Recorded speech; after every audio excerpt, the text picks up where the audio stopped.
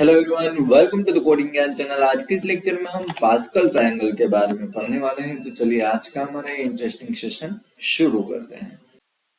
Pascal triangle से related leet code की दोनों प्रॉब्लम्स को हम सॉल्व करने वाले हैं। तो चलिए पहले बात करते हैं इस प्रॉब्लम की। यहाँ पे हमें नम रो का एक इनपुट दिया जाएगा और उस रो तक के पास्कल ट्रायंगल के सभी एलिमेंट को रिटर्न करना है। यहाँ पे हमें 2D वेक्टर में सभी एलिमेंट्स को फिल करके रिटर्न करना है। तो चलिए पहले इसके अप्रोच को हम डिस्कस करते हैं। क्वेश्चन की रिक्वायरमेंट के अकॉर्डिंग इस पास्कल ट्रायंगल को हमने लेफ्ट अलाइन किया है। इसे सेंटर अलाइन करके या ट्रायंगल फॉर्म में भी आसानी से प्रिंट किया जा सकता है।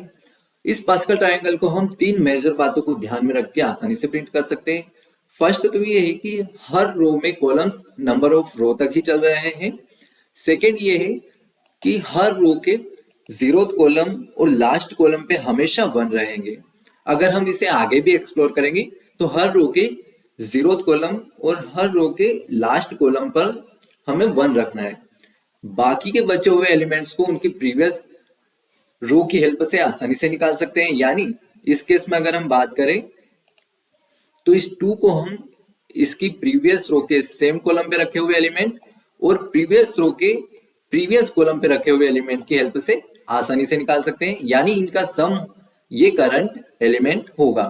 अब मान लीजिए इस 10 को हमें निकालना है, तो इस 10 को इसकी प्रीवियस रो के सेम कॉलम पे रखे हुए एलिमेंट और प्रीवियस रो के प्रीवियस कॉलम पे रखे हुए एलिमेंट के सम की हेल्प से आसानी से निकाल सकते हैं।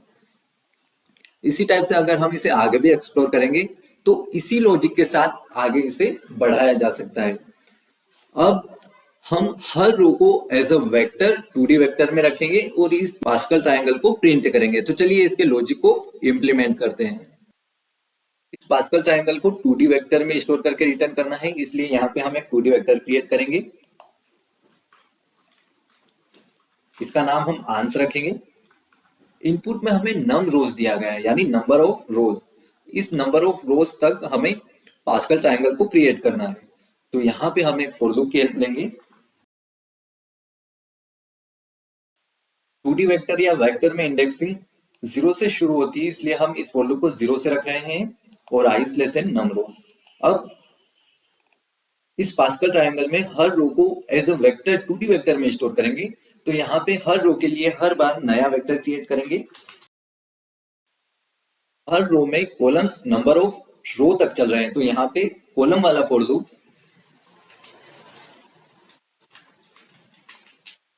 j इक्वल टू 0 से लेकर j is less than equal to i तक और j प्लस प्लस। तो यहाँ पे हम एक इफ कंडीशन लगाएंगे। अगर j इक्वल टू 0 यानी कॉलम 0 है और अगर कॉलम लास्ट कॉलम है यानी j इक्वल टू i, तो हमें उस पोजीशन पे 1 को स्टोर करना है। तो यहाँ पे v डॉट पुशबैक 1।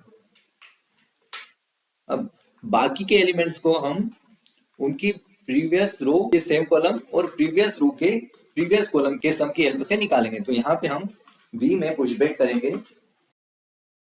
इस आंस 2D वेक्टर में सभी प्रीवियस रोज स्टोर हो चुकी होगी, इसलिए आंस वेक्टर की हेल्प से हम प्रीवियस रो को एक्सेस कर सकते हैं। तो यहाँ पे आंस i-1 और सेम कॉलम के लिए j को यूज करेंगे।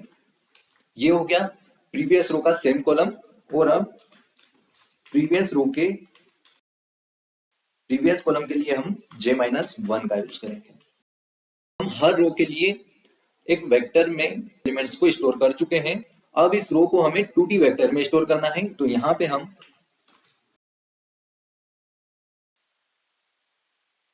हमारा ये कोड कंप्लीट हो चुका है। अब हमें फंक्शन के रिटर्न टाइप के अकॉर्डिंग यहाँ पे एक 2D वेक्टर को रिटर्न करना है। तो हम रिटर्न करेंगे आंस को। अब इसे रन करते हैं।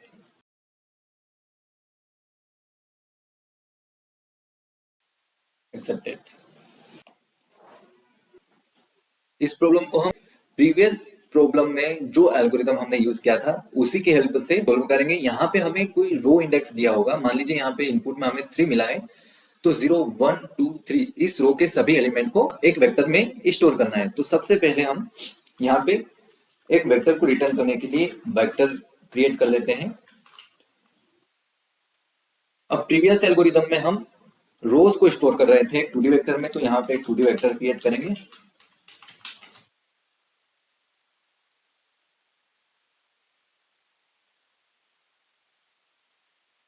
अब एक फोर लूप को चलाएंगे रो इंडेक्स तक। इस 2D वेक्टर में हर रो को एज अ वेक्टर स्टोर कर रहे थे, तो फिर से यहाँ पे वेक्टर को क्रिएट करेंगे। एच नाम रखते हैं इस वेक्टर का।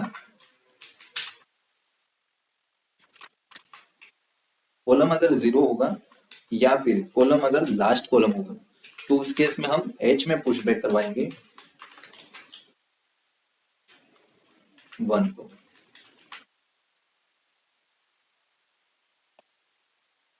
एल्स के केस में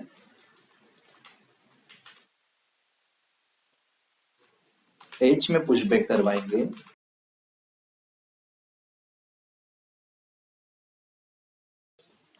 अब यहां पे हम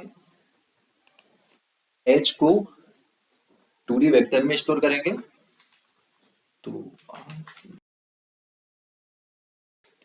यहां तक का एल्गोरिदम तो हमारा बिल्कुल प्रीवियस प्रॉब्लम की एल्गोरिदम के इक्वल है। हमें एक छोटा सा इफ कंडीशन यहां पे लगाना होगा।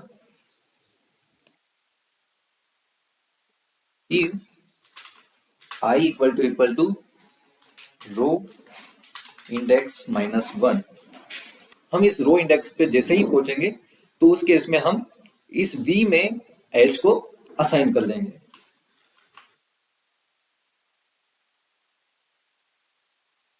और लास्ट में हम इस v को रिटर्न कर देंगे। इसे रन करते हैं। यहाँ पे रॉन्ग आंसर मिला है क्योंकि हम दो मिस्टेक्स कर रहे हैं। अगर हमारा आउटपुट 3 है तो हम इस फॉर लूप को लेस देन इक्वल टू तक चलाएंगे और i equal to row index होगा तो उस केस में इस v में h वेक्टर को स्टोर कराएंगे। अब इसे रन करते हैं। हमारा आउटपुट एग्जैक्ट है। इसे सबमिट करते हैं। एक्सेप्टेड। कॉम्बिनेशन के फॉर्मूले की हेल्प से भी हम पास्कल ट्रायंगल के किसी भी पोजीशन पे रखे हुए एलिमेंट को आसानी से एक्सेस कर सकते हैं। तो इस फॉर्मूले को अगर हम अप्लाई करें तो फैक्टोरियल ऑफ रो यानी 4 का फैक्टोरियल होगा 24 डिवाइड बाय कॉलम का फैक्टोरियल 2 का फैक्टोरियल 2 होगा multiply with row minus column 4 minus 2 होगा और 2 का फैक्टोरियल हमें 2 मिलेगा। तो 2 से ये 12 टाइम जाएगा और ये 2 से 6 टाइम जाएगा। तो यहाँ पे हमें ये 6 मिल चुका। इस टाइप से हम हर पोजीशन पे रखे हुए एलिमेंट को एक्सेस कर सकते हैं। पर इसमें हम हर बार रो और कॉलम का फैक्टोरियल निकाल रहे हैं। तो अगर किसी केस में रो या कॉलम की वैल्यू बड़ी होगी तो वहां पे हमें फैक्टोरियल निकालने पे ओवरफ्लो का एरर मिल सकता है। तो बेटर होगा कि जब नंबर ऑफ रो या नंबर ऑफ कॉलम ज्यादा हो तो उस केस में हम प्रीवियस एल्गोरिथम का यूज करें। वीडियो अच्छा लगा तो प्लीज चैनल को लाइक, सब्सक्राइब एंड शेयर जरूर कीजिए। हम मिलते हैं नेक्स्ट लेक्चर में।